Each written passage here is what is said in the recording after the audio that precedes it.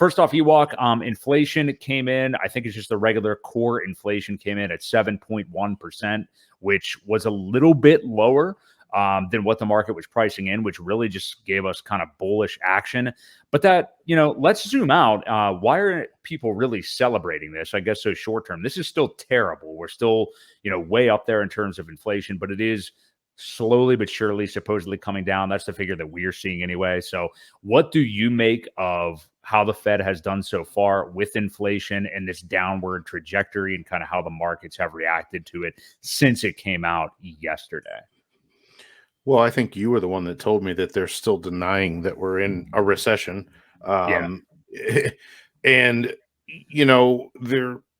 the numbers that they give you are clearly inaccurate compared to when you look around and see the prices of everything on the shelves, prices of fuel, everywhere you look, the food is higher.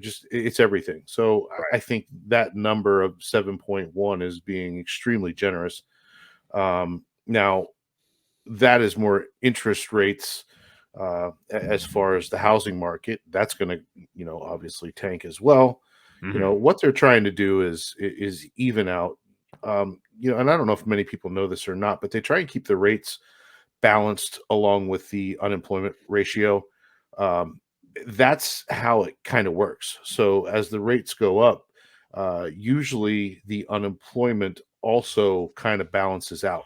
So until we hit that level, I don't see it getting better, anytime soon. And as you had said, they even said pretty much we're going to go a little bit longer on these rate hikes until they can get to that point. So that's what we're kind of the ultimate goal is to get unemployment rates back up there to kind of get this back under control. So. Right. Yeah. Yeah. The inflation number was definitely positive news as far as, again, what the market was pricing in. And we did see Bitcoin and the rest of the market rally pretty well yesterday after the news. And then, as you just alluded to, Ewok, with the Fed meeting actually today, there was even more rallying in the market as well. I mean, leading up, we actually went through very briefly anyway, somewhat of a resistance point. I think it was like 18.2K for BTC, and smashed up through there. But it literally, like, as soon as the news came out, the market began to tank a little bit after that. And now we're down below 18K for BTC yet again. So yeah, kind of just delving in a little bit into what this 50-point rate hike really means and what some of the sentiment was from Jerome Powell. Again, yeah.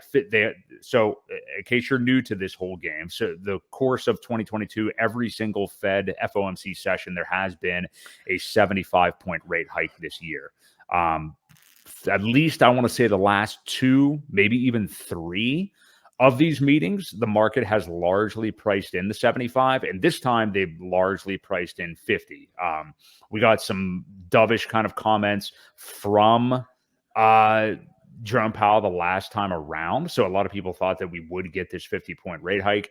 We did, but there is, if you actually look into the PDF and the data a little bit more, and he did float this before, it looks like the overall rate hike that they want to get to is now going to be up over 5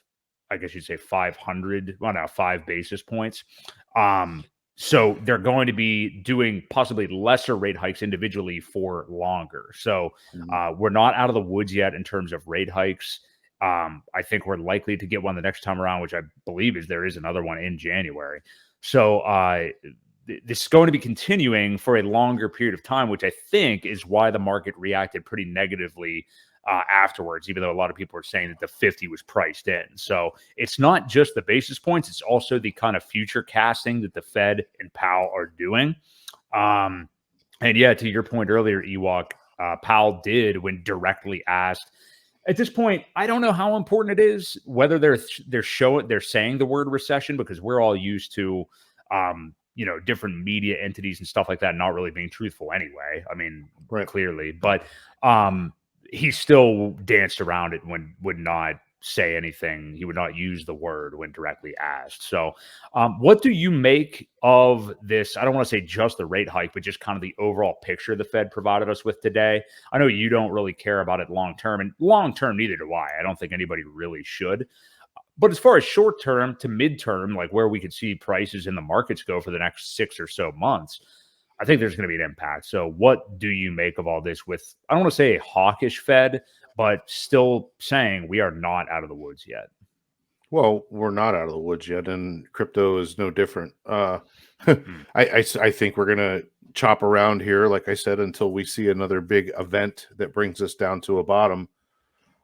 As for a bull run starting, it doesn't, look too good for that either. So, mm. until we get those things in order, I don't see the prices trying to get back up. Now, that doesn't mean a bottom can't come and happen, and slowly kind of work its way up, but we're not going to see any major movements, I don't think, for quite some time, at least until we get this stuff in order, until we see the levels of unemployment where it starts to balance out the inflation.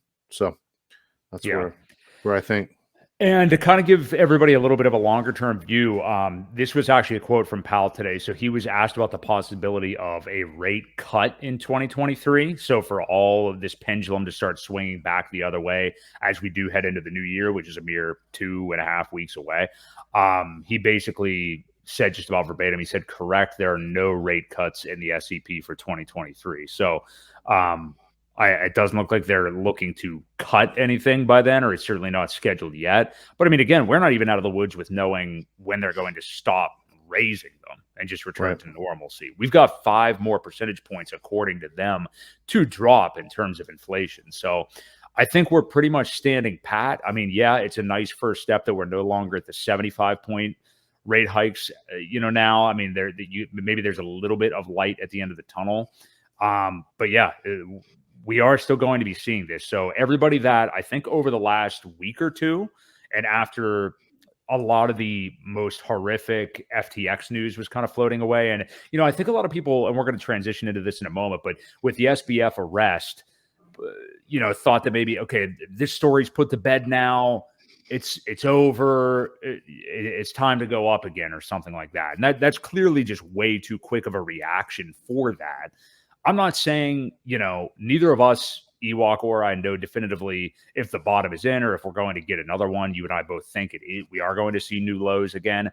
But I think there's been this weird sentiment the last couple of weeks where people do.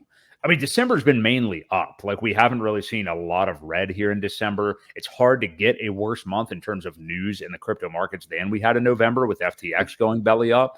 I mean, do you think there is a little bit too much false hope in the market right now? Because, yeah, a lot of people, I'm not saying they think the bear market is over, but a lot of people now think the worst of it could be over just because of how terrible November was. I think a lot of people just haven't experienced the bear market yet. Yeah. Yeah.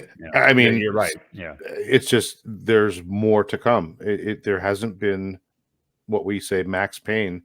I don't feel it's gotten to that point yet.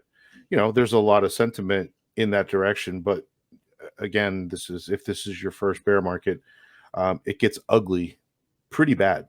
You hear everybody say Bitcoin's dead. You hear everybody that are on all the media outlets saying how cryptocurrency is in trouble, and you're starting to hear it now, but not quite like you will when that point actually gets here. Right. So.